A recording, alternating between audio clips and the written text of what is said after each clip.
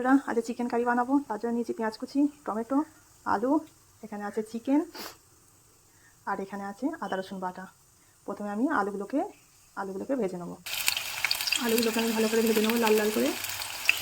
আলুর মধ্যে একটু নুন দেবো হলুদ গুঁড়ো,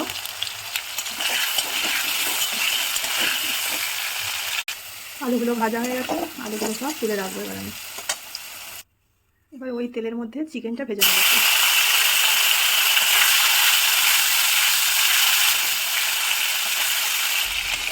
মাংসগুলো হালকা ভাজা হয়ে গেছে, এবার আমি এগুলোকে তুলে রাখবো। ওই তেলের মধ্যে গোটা গরম মশলা জিরে ফোড়ন দেবো। ফোড়নটা হয়ে গেছে, এবার পেঁয়াজ দেবো।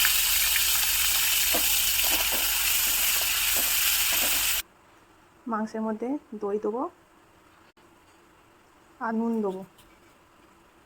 এটা ভালো করে মেখে নেবো। এটা মাখা থাক কিছুক্ষণ।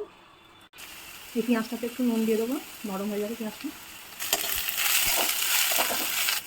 এবার এর মধ্যে দেবো আমি আদা রসুন বাটা।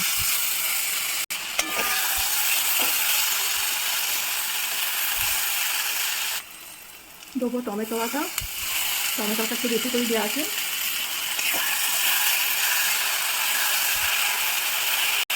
কিছু গুঁড়ো মশলা দেবো, ধনে গুঁড়ো, জিরে গুঁড়ো, লঙ্কা গুঁড়ো আর হলুদ গুঁড়ো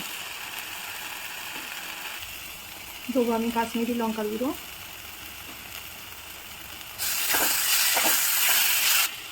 এর মধ্যে আমি চিকেনটা দিয়ে দেবো, আলুটাও দিয়ে দেবো।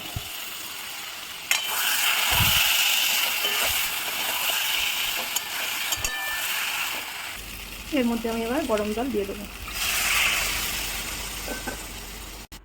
এবার এটা ফুটুক, ঢাকা দিয়ে দেবো আমি। ফুটলে নামিয়ে নেবো। এবার আমি ঢাকনাটা খুলবো। আমার এটা চিকেন কারি রেডি হয়ে গেছে। এবার একটু গরম মশলা দেবো। এবার আমি উপর থেকে গরম মশলা ছড়িয়ে দেবো। আমার রেডি হয়ে গেছে, এবার আমি নামিয়ে নেবো। আমার চিকেন কারি রেডি। কেমন হয়েছে বন্ধুরা অবশ্যই জানিও।